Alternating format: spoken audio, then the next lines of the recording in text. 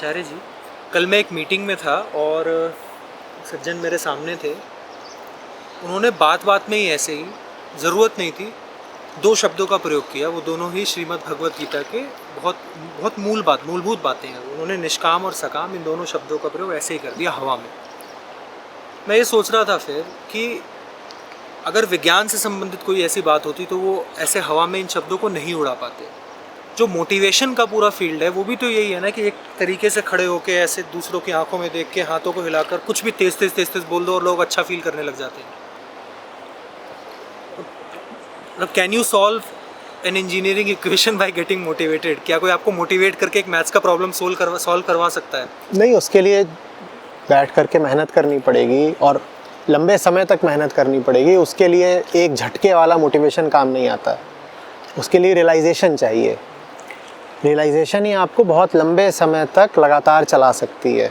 Motivation आपको एक kick देता है, एक स्पाइक देता है, उसके आगे फिर आप दोबारा शिथिल पड़ जाते हो। वो है, ये बड़ी त्रासदी है। आप साइंस की किसी टर्म का यूं ही हल्का कैजुअल प्रयोग नहीं कर सकते, नहीं कर सकते। पर अध्यात्म में जो गूढ़ शब्द हैं या गूढ़ सिद्धांत हैं, उनका इस्तेमाल हम यूं ही करते रहते हैं। हमें लगता है कि हमें इनका मतलब पता है। आप अपनी रोज़मर्रा की बातचीत में आइंस्टीन को या मैक्सवेल को या श्रोडिंगर को लेकर के नहीं आओगे। लेकिन जैसा अभी तुमने कहा कि निष्काम कर्म सकाम कर्म, यूं ही बोल दिया, जबकि जितना मुश्किल है श्रोडिंगर को समझना, उतना ही गूढ़ है सकाम कर्म को समझना। लेकिन वहाँ बात स्पष्ट हो जाती है। आपको दे दिया जाएगा कि भाई ये है इक्वेशन, इसको सॉल्व करो या इसकी आइजन वैल्यूज़ निकाल दो। आप नहीं निकाल पाओगे तो आपको स्पष्ट हो जाएगा कि आप नहीं जानते हो क्वांटम मैकेनिक्स। वहाँ पर जो प्रमाण है आपके अज्ञानी होने का, वो बहुत प्रत्यक्ष और स्थूल है, और हम स्थूल लोग हैं। तो हमें जब वो प्रत्यक्ष और स्थूल प्रमाण दिया जाता है तो हम मान जाते हैं। लेकिन हम श्री कृष्ण को और गीता को और निष्काम सकाम कर्म को नहीं जानते। इसके जो प्रमाण आते हैं वो सूक्ष्म होते हैं, और हम लोग हैं मोटे स्थूल। तो वो जो सूक्ष्म प्रमाण है वो या तो हमें पता नहीं चलते, या पता भी चलते हैं तो हम बेईमानी करके उनकी उपेक्षा कर देते हैं। हम कहते हैं ऐसा कोई प्रमाण आया नहीं। समझो बात को।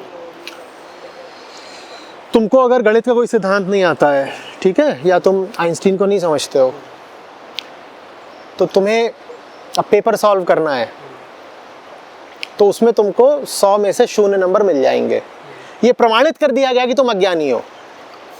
बिल्कुल प्रमाणित कर दिया गया, लिख के दे दिया जाएगा, ठप्पा लगा के दे दिया जाएगा कि तुम अज्ञानी हो। लेकिन तुमको गीता नहीं आती है। इसका प्रमाण ये है कि तुम जिंदगी में बार बार ठोकरें खाओगे, भ्रमित रहोगे और बेवकूफ़ बनते रहोगे और दुखी रहोगे। तो प्रमाण तो यहाँ पर भी है। जैसे आइंस्टीन तुम्हें नहीं समझ में आता, उसका प्रमाण ये है कि तुम परीक्षा का पर्चा नहीं हल कर पाए। वैसे ही तुमको श्री कृष्ण नहीं आते, गीता नहीं आती, उपनिषद नहीं आते, इसका प्रमाण ये है कि ज़िंदगी नहीं तुम हल कर पाए। वहाँ तो तुम बस एक पेपर नहीं हल कर पाए, ठीक है। उपनिषद नहीं आते और गीता नहीं आती, तुम ज़िंदगी नहीं हल कर पाओगे। लेकिन ज़िंदगी हल कर नहीं पाए, ये मानने के लिए तुम्हें कोई विवश नहीं कर सकता। तुम अपनी नज़रों में तुर्रम खां बने रह सकते हो। तुम कह सकते हो कि नहीं साहब, हम तो ज़िंदगी में सूरमा हैं, बादशाह हैं। तुम ये नहीं कह पाओगे कि मेरे 90% नंबर आए हैं, क्योंकि वहाँ जो तुम्हारी अंक तालिका है वो क्या बता देगी 80 कि आपके 80 कहाँ आए हैं, जैसों के तो 8 आए हैं, ठीक है। तो वहाँ पर आपकी अंक तालिका बता देगी कि आपकी सच्चाई क्या है। लेकिन ज़िंदगी में आप जो असफल हो रहे हो बार बार, उसका कोई रिपोर्ट कार्ड नहीं बनता, कोई उसकी अंक तालिका नहीं बनती, कोई परीक्षा फल नहीं घोषित होता। तो आप बेईमानी कर जाते हो। आप अपने आप को ये जतला देते हो कि मैं भी कुछ हूँ और मेरी ज़िंदगी बिल्कुल बर्बाद नहीं रही है। काश कि ऐसा हो पाता कि हर 4 महीने में, हर 6 महीने में ज़िंदगी का परीक्षा परिणाम भी घोषित होता, तो फिर हमारे अहंकार को चोट लगती और उसको हकीकत पता चलती कि हम कितने पानी में हैं। अभी तो हालत ये है कि जो 100 में से 5 पाने वाले भी हैं ज़िंदगी में, वो अपने आप को 95 वाला मानते हैं, क्योंकि कोई परीक्षा परिणाम घोषित नहीं हो रहा है। तो ये सारी समस्या है। और फिर मैं कह रहा हूँ परीक्षा परिणाम घोषित हो रहा है, लेकिन बहुत सूक्ष्म है। बहुत सूक्ष्म। तो जो सूक्ष्मता को पढ़ना जानते हैं, जो सटिलिटी को पढ़ना जानते हैं, वो जान जाते हैं कि ज़िंदगी में उनकी हैसियत और औकात और असलियत क्या है, वो जान जाते हैं।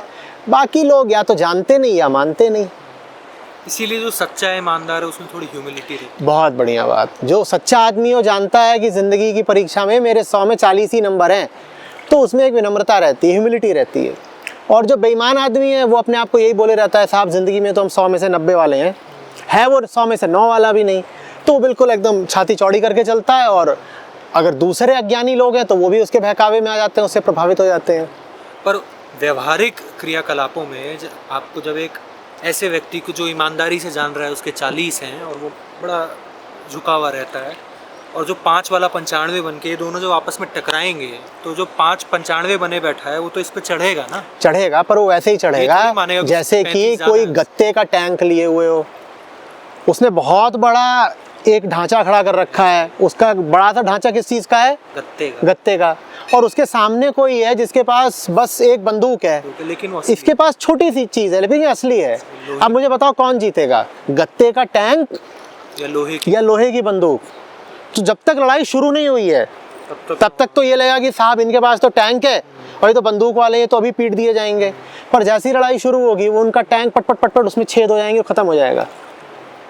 तो इसीलिए इस जीवन के फिर जब असली परीक्षाएं आती हैं तो ये जो गुब्बारे वाले लोग होते हैं ना, जिनमें बस हवा भरी होती है, अंदर कुछ होता नहीं, ये तुरंत फिर ढेर हो जाते हैं।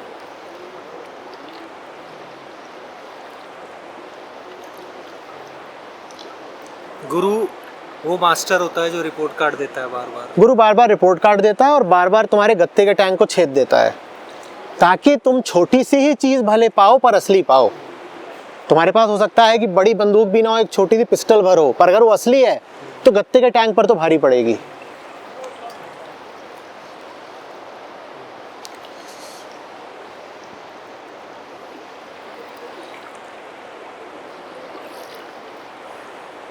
जो मोटिवेशन का पूरा बाजार है वो आपको गत्ते के टैंक ही तो बेच रहा है। गत्ते के टैंक बेच रहा है, और जब तक लड़ाई नहीं हुई है तब तक उस गत्ते के टैंक को सम्मान भी बहुत मिलता है, क्योंकि उसे रंग ऐसे ही दिया गया जैसे असली टैंक को है वो गत्ते का। तो आप वो टैंक लेके बाजार में निकल रहे हो और लोग सलामी मार रहे हैं और डर रहे हैं, आपसे दब रहे हैं, बड़े प्रभावित हो रहे हैं, देखो भाई टैंक वाले आ गए, टैंक वाले आ गए, ठीक है। और ये सब चल रहा है, पर जिस दिन जिंदगी असली परीक्षा लेगी उस दिन आपका गत्ते का टैंक काम नहीं आएगा। जो मोटिवेट कर रहे हैं ये भी गत्ते के टैंक में बैठे हैं। ये खुद इनका गत्ते का टैंक है, इसीलिए इनकी भी अगर असली परीक्षा ली जाए तो ये ढेर हो जाएंगे, इसीलिए अपनी असली परीक्षा देना ही नहीं चाहते। ये ऐसे मुद्दे उठाते हैं जिस पे इनकी असली परीक्षा ली नहीं जा सके। कोई बेवकूफ़ी की छोटी सी बात उठा ली, उस पर कुछ कर दिया। टैंक के सामने मैं कह तो रहा हूँ ना, एक असली तुम लाओ दुश्मन, फिर टैंक उस दुश्मन ने कुछ बिगाड़ पाए तो टैंक असली हुआ ना। तुम आदमी के भीतर के अज्ञान को हटा सकते हो मोटिवेशन से। तुम गाली दे दे करके आदमी के भीतर जो काहिली बैठी हुई है, जो खुद को धोखा देने की वृत्ति बैठी हुई है, वो हटा सकते हो? नहीं ना। तो तुम्हारा ये गत्ते का टैंक कुछ नहीं कर सकता। ये सिर्फ तुमको एक झूठा दिलासा दे सकता है कि हम भी कुछ हैं, हो तुम कुछ नहीं।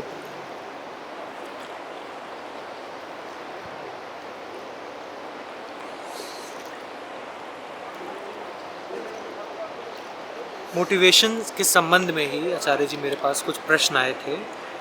इसमें जो एक अच्छा प्रश्न था वो अभी आपके साथ बांटना चाहता हूँ। वो ये था कि मैं आचार्य जी को सुनता हूँ, मुझे समझ में आता है कि मोटिवेशन से नहीं रियलाइजेशन से होगा, और मोटिवेशन काम भी नहीं आता है लंबे समय तक। लेकिन जब मैं वो 5-10 मिनट का मोटिवेशनल वीडियो देखता हूँ ना, जिसमें वो सज्जन एकदम ऐसे हाथ करके और मेरी आंखों में देख के स्टाइलिश कपड़े पहन के मुझे कुछ बता रहे होते हैं, तो बड़ा चार्मिंग लगता है, और टू एन एक्सटेंट उस वक्त वो मुझे ठीक भी कर जाता है।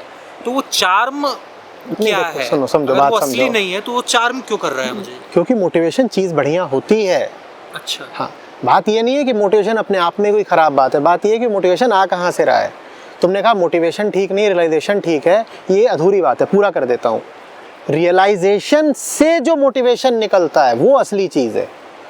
और एक मोटिवेशन होता है जो निकलता है सेल्फ डिसेप्शन से।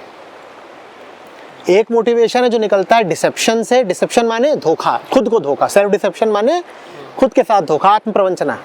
5 का 95। हाँ, 5 का 95, कि तुमको बता दिया कि तुम 5 नहीं हो, तुम 95 हो, और थोड़ी देर में तुम्हें खुद ही लग गया कि मैं 5 नहीं हूँ तो 95 हूँ।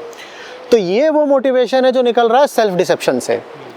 और एक जो असली मोटिवेशन होता है वो निकलता है रियलाइजेशन से, आत्मज्ञान से। आत्मज्ञान से।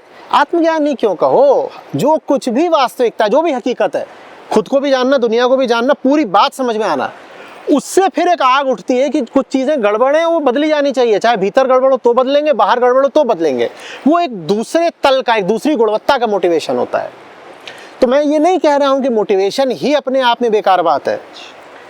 एक दूसरे मौके पर याद करो, मैंने कहा था कि realisation is the best motivation. मैंने कहा था गीता मोटिवेशन की सबसे अच्छी किताब है, लेकिन इसलिए है गीता सबसे अच्छी किताब क्योंकि वो मोटिवेशन दे रही है रियलाइजेशन के द्वारा, ज्ञान के द्वारा प्रेरणा दे रही है, रियलाइजेशन के द्वारा मोटिवेशन दे रही है।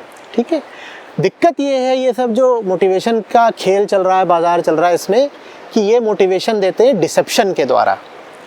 ये सच छुपा करके आपको मोटिवेट करते हैं, सच दिखा करके नहीं।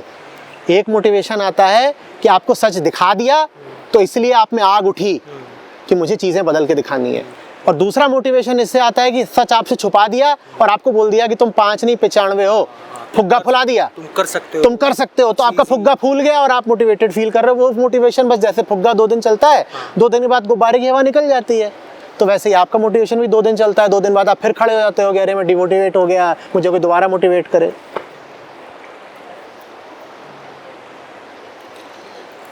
2 दिन बाद शायद यही होता होगा कि जिंदगी पटक के फिर से फैक्ट सामने जिंदगी पटक के फिर आपको बता देती है कि तुम 95 नहीं 5 ही हो। तो फिर आप जाते हो कि साहब जिंदगी ने तो मुझे फिर दिखा दिया मैं 95 नहीं 5 हूँ।